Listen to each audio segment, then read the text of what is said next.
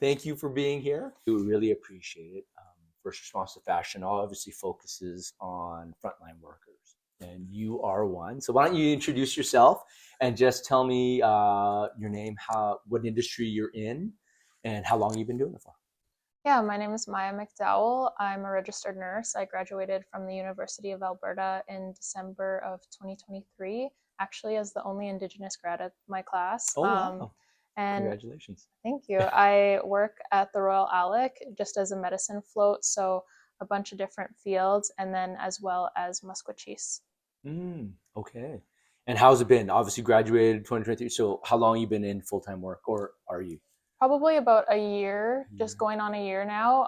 It's definitely different from school. I feel like there is textbook nursing versus real world nursing, and there's definitely what you might think is client centered care versus what actually is, and just meeting your client halfway, but also having that autonomy as a healthcare provider to be able to meet them where they're at. Oh, you explain that for a little bit. I like that idea when people say it's like study and actual. So, So, yeah, I guess just developing your own clinical judgment and gaining confidence within yourself. I think when you first graduate, there's a bit of imposter syndrome versus like what I should do or what I should be like mm, performing versus what actually might be reality. And, you want to do the best for somebody, but you also need to set boundaries within your own scope of practice and how you want to conduct yourself as a healthcare professional. So, I think just having that freedom. okay. Imposter syndrome. Explain that. I never heard that term before. So, So I guess you graduate with your degree, right? And you're ready to perform. But I guess it's that second guessing of your knowledge and your confidence as a healthcare mm, provider. And I think it's also can be related to self esteem too. So I think, like I said, gaining that confidence to, tell yourself I'm here for a service and to provide a duty, and having confidence behind your education, being able to perform those tasks. wow.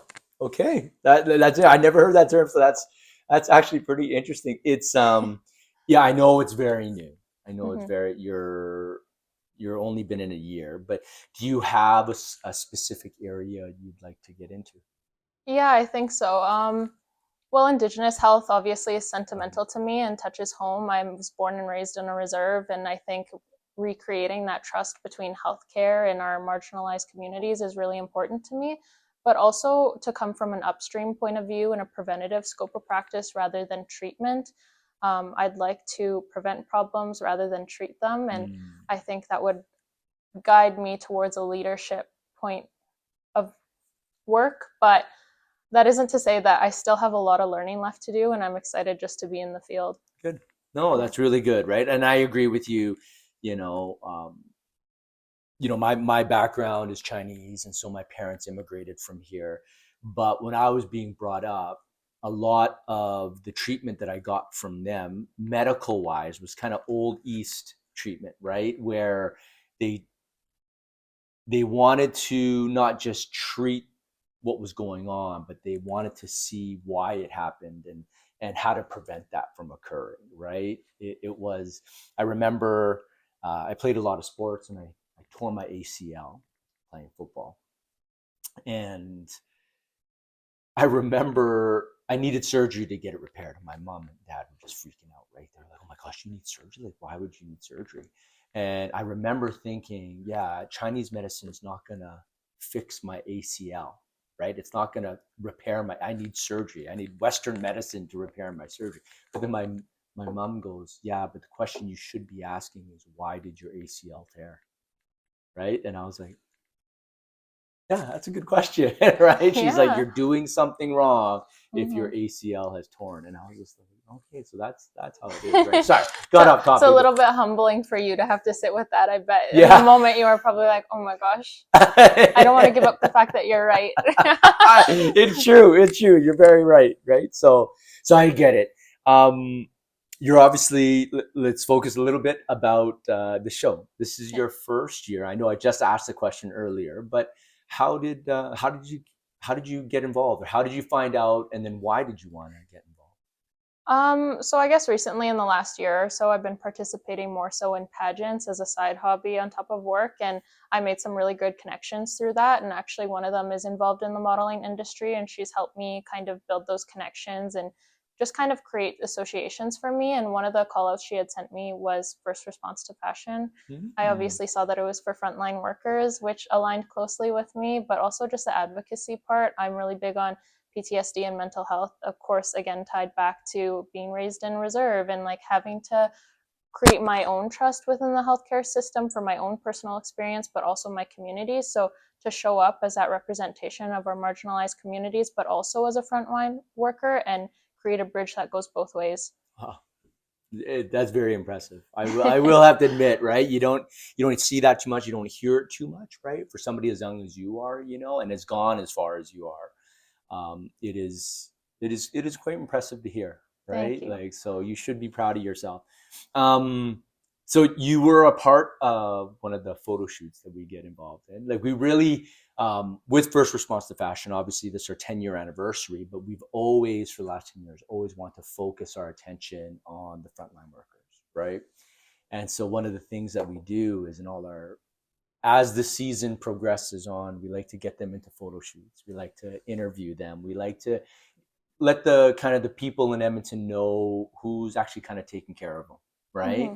So you going through that, now you have a little bit of a modeling background, but how was it?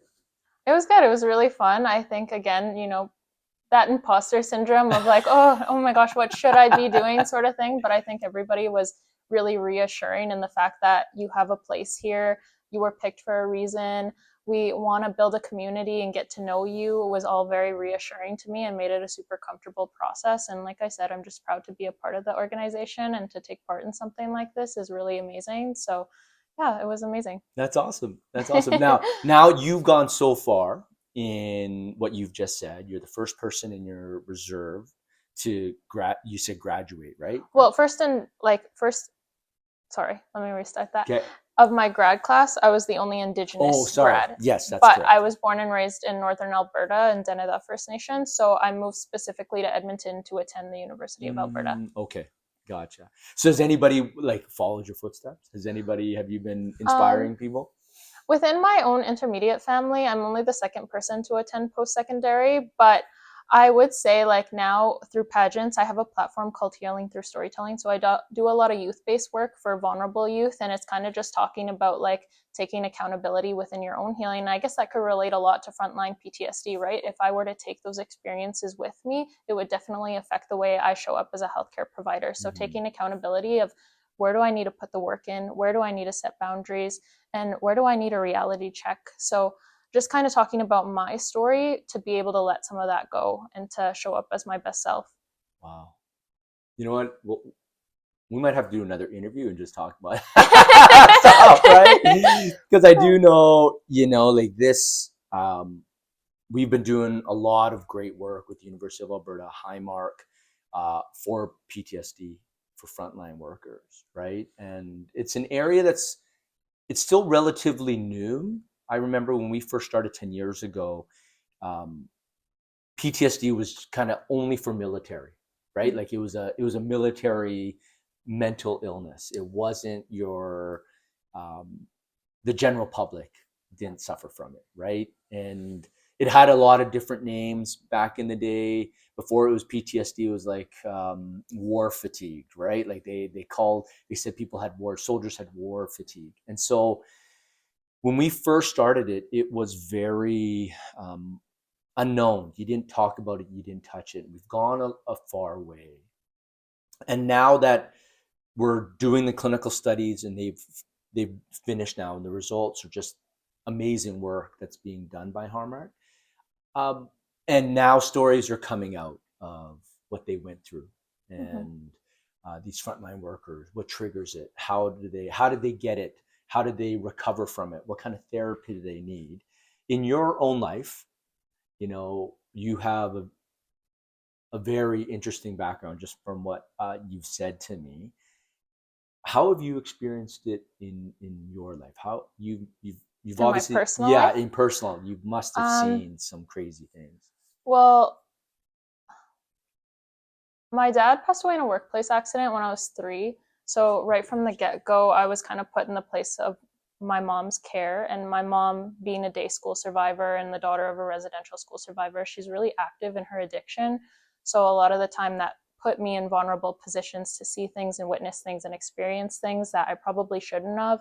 And so I think going forward, it really diminished the way I spoke to myself. I spoke to myself in a really negative context. I really devalued and belittled myself. But as I kind of grew older, I kind of thought to myself, is this really like the path I wanted to lay for myself? And, we deal with so much already in our day to day life, so many rejections, so many redirections, that the last person who should take any more opportunities from ourselves is ourselves, just by that belittling tone, by talking to yourself. I really had to take accountability and challenge myself of, yes, these things happened, but where can I redirect and how can I put that back into myself and invest in myself? And I think, with healthcare providers, there's kind of this expectation or normalcy of burnout when really that shouldn't be the context. We should be supporting our front lines and we should be supporting those who are expected to take care of other people. Yet you're so mentally prepped for the burnout rather than the prevention of it. So it doesn't surprise me that PTSD is a new conversation for frontline workers, but I definitely think that there's a different way that we can go about it. And just the idea that trauma even has to be this one big chaotic thing. It could be death by like multiple stab wounds, Yes. so it happens over time. And yeah, for sure. No, I agree with you on a few things that you said there. With a lot of people that we talk to, and even talking with Suzette from Highmark, one of the issues is our own self-talk, right? A lot of times, frontline workers are the words that they say to themselves are so vicious, so negative, right? Yeah. And a lot of times we have to refocus that and kind of almost be your best friend, right? You gotta, those, I know it sounds ridiculous, but positive affirmations. You gotta say things about yourself that you believe that this can happen, this could happen, right? I have the ability to accomplish this, instead of being, I'm such an idiot, I can't believe I did this, right? And we get stuck in that loop. And so it is important that we do, and you notice that, and we do say that to our own frontline workers, right? Mm-hmm. The other part that you had mentioned was the cut by like 1,000 cuts, right? Yeah. And it's funny because paramedics and police officers, some firemen, not as much, they get diagnosed with PTSD from just the overall weight of seeing it every single day, right? Like it just wears on you, and then you don't even realize, and then you're swimming in issues, Yeah, for right? You're sure. swimming in stress, you're swimming in depression, and you don't even notice. And then the scariest part of it is when they've cut people off completely. They no longer have support because they believe that everybody around them is now, the people that they deal with every day. So they just suffer alone. Mm-hmm. And those seem to be in the most trouble that we've noticed on our front lines. They become the most vulnerable because they now don't have an outlet, and nobody recognizes that they're suffering from anything because they've disconnected themselves, right? Mm-hmm. So we're hoping to improve those situations, just like you talked about with first response fashion.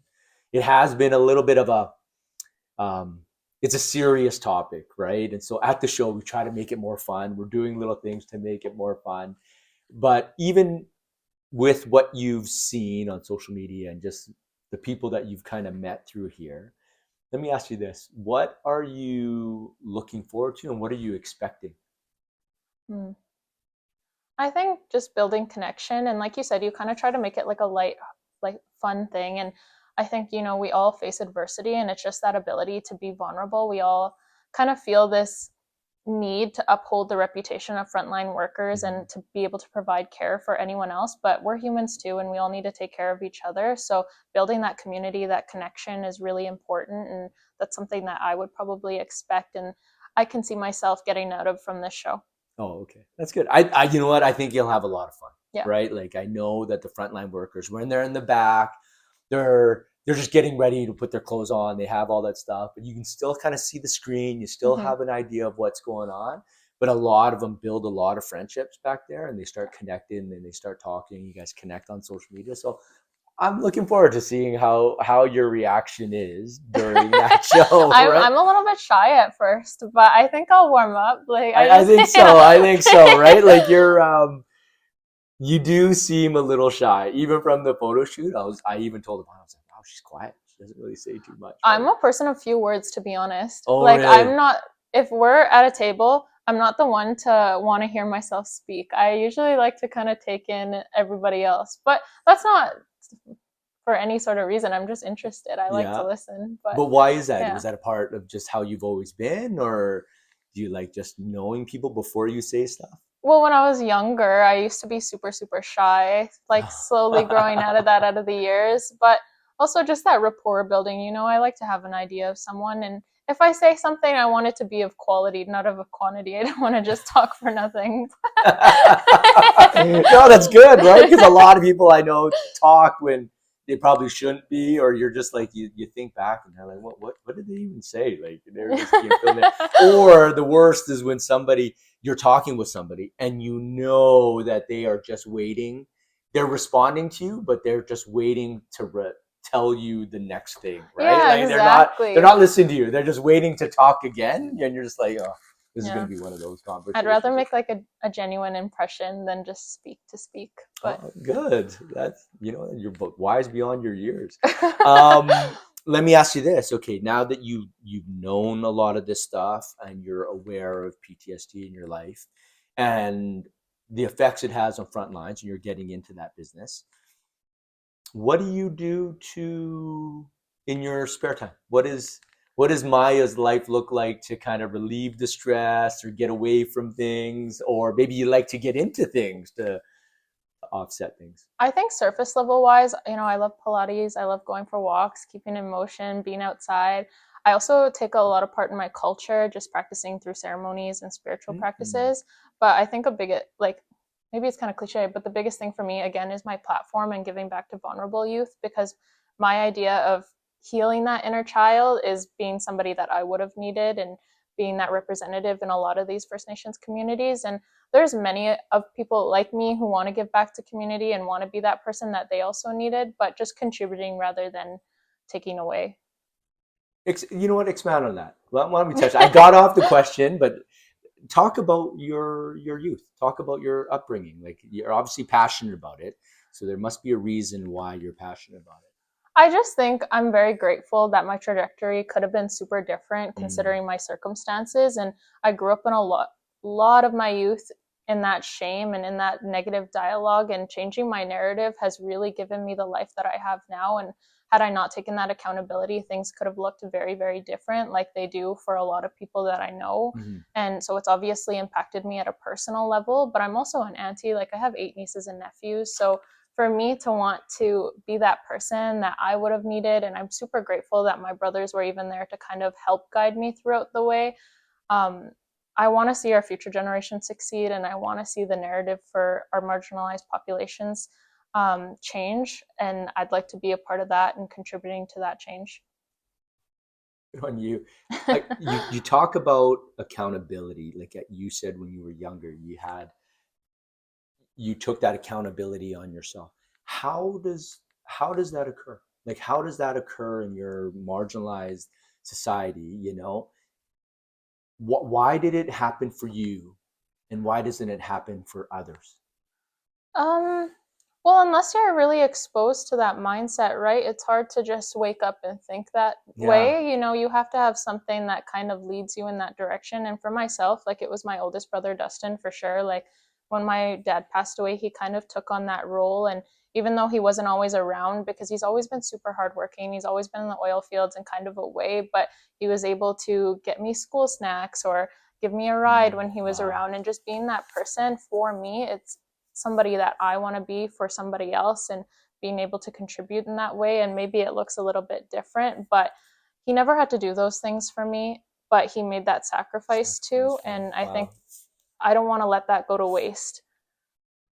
That's incredible. I want to meet him. Bring him to the show. Okay. I do. Dustin, if you're out there, I want to meet you. That's funny. Yeah, no, because that's amazing, right? Like you hear that, and I'm assuming older brother. Yeah. Yeah, like for an older brother to take that mantle Mm-hmm. and then to decide on his own, I'm going to be this person for that family, and then for you to see that and learn that, it is very impressive. It's actually quite moving, right? Because you had the option really to go one way or the other, right? And so those kind of stories always kind of blow me away a little bit, right? How you grew up, you have a brother that does that for you, and so he's obviously still working in the oil. How many siblings do you have? I have three older brothers. Holy. Yeah. Any younger, or are you the youngest? No, I'm the youngest. Oh, geez. Well, but then there's my 8 nieces and nephews. That's funny. Yeah, that's incredible. That's incredible. I'm actually very blown away by that. Very blown away. You've talked about where you want to go. You talked about you just been in there, graduated first year, being on this platform and now being a part of it. Do you see anything is there any overlap that you'd like to see with this show between the show and what you're doing here and then what you're trying to achieve with the youth? I know it's a tough question. Yeah, that's a lot of thought. Question. So and maybe I should have prepared it's a good one. Yeah. Like I kind of said earlier, like a bridge that goes both ways, right? Like we want to take care of ourselves, but we also take care of others. And I think showing up as our best selves, taking accountability. But I always relate back to marginalized communities. I want to see more of us within the healthcare field and repairing that relationship between our marginalized communities and our healthcare professionals. And I think the ones that we have now obviously do a really good job and take a lot of heat for building that bridge. But I just think this is like kind of unrelated, but when I graduated, I was like, they kept telling me congratulations, all these things. But part of me just felt sad, that I even had to go through those 4 years without some sense of community, without some sort of representation. And even though my community was super happy for me, I wanted to take them with me. And I want to see that. I want to see an increase in those minority populations within healthcare. And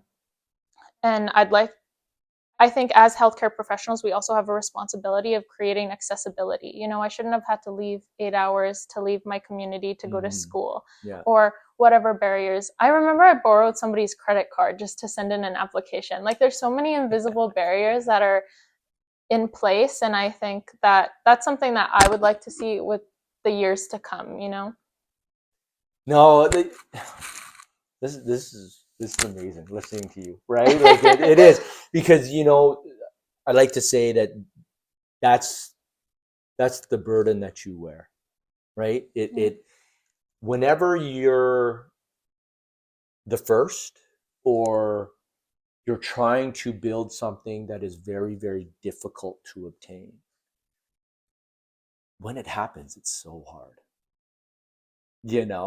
And really it is the persistence and the tenacity that you have to learn to get there, right? Because I'll be honest with you, I don't know them, but I bet you there's a lot of people that wore your shoes or similar shoes and they just lost steam somewhere around the way. I remember talking to a business owner a long time ago, and he was just like, everybody comes to me and they have this great idea. Oh, I have this great idea. Oh, I got this new idea. I think it's going to do well. And he goes, I don't need any new ideas because there's thousands of new ideas. But you know what the difference is? They never did anything with it, right? And he goes, the hardest thing is to have an idea and then make it something and continue to do it until it becomes your dream, right? And I think just listening to your story, it is really incredible. And I want you to see it through, right? But it is really the burden that you wear, right? To get to where you want to go, it's hard, right? It's hard, but I think you're fit to do it. I want to see you do it, right? Like, just listen to you. You know, you have 3 older brothers. Your oldest brother, Dustin, I'm never going to forget that now. Like, he instilled in you that accountability, right? And you can see it. Like, just by me talking to you, I can see your drive. I can see you saying, you know, I want to do this. I want to make it, right? And I want to help you see it through. Like, that's what I want to do, right? I want you to be a part of the show, and then we can do this. Oh no, okay. No, very impressive. Very impressive. So we'll change topics a little bit, make it a little bit more light. This is obviously our 10th anniversary. This is your first year, but it is our 10th anniversary. And our theme is, it's a diamond theme, diamond anniversary. So let me ask you, what do you think you're going to wear? Oh, I already know. Oh, you already know? Okay. It's a floor length gown, and it's all sparkly, and it's black, and yeah, I think it's super cute. Okay, look at that. You're established. You're ready to go. I don't even know what I'm going to wear. So, no, that's pretty amazing that you already know. I can't wait. There's a lot of people. I've talked to a few people, and they've come up with some great outfits. So, so no, it is good. Yeah, you know what? I'll probably just wrap it up here. Like, cool. I'll probably do another interview. Like, I would like to know your history, your background. It sounds pretty incredible. Like, your upbringing. I love these stories, to be honest, because I look back at when my dad and my mom immigrated to Canada, and the story was just incredible. And I love hearing about it because I think it's important for our next generations, our young people, to hear those stories, because they don't know, right? I mean, just 15 years ago, I didn't have a cell phone. You know, like 15, or maybe it's a little bit longer now, 20 years ago, you know, like, we didn't have social media. We didn't have those, right? Like, if I talk to kids today, they probably don't even know what a rotary phone was. And I had one of those. That's funny. You know, so I think also too, like, when you see people in successful positions and you only see them for their achievements and not their backstory, it's hard to align with them. And if you have that negative self-talk, it's hard to think that that could also be you. So when we're not also highlighting the trials that came before our triumphs, those dreams don't feel accessible to us. No, it is true. And I do notice, like, and this may be something down the road, when you accomplish something and you have kind of a negative persona about yourself, when you accomplish things, you actually don't think it's that big of an achievement. You're like, everybody should be able to do this. Like, I'm doing this, you should be able to do it. And so you actually knock down your achievement a little bit. Belittle it. Yeah, you belittle it because you don't think, or you put down other people because you're just like, well, it wasn't that hard. Like, why don't you do it? It wasn't that hard for me. Why don't you know? And it's interesting that we actually talk ourselves out of that lesson to teach people, right? We don't do it step by step. So it is pretty neat. Anything else you would like to add? Something that you'd want to say you're excited for, you're looking forward to? No, I'm just saying I'm excited in general. I'm happy to be a part of it and just taking it day by day, appreciating it by moment. Good. I'm super excited to talk to you after you see it, and you know, once you experience it. But so maybe we'll touch base, and I'm hoping that we'll do it again next year so that everybody gets to see, hey, what was your experience? How did you do? Right? Cool. Okay. Thank you so much, Mya. I appreciate it. And we will see everybody on September 20th to see Mya walk down the runway. Thank you.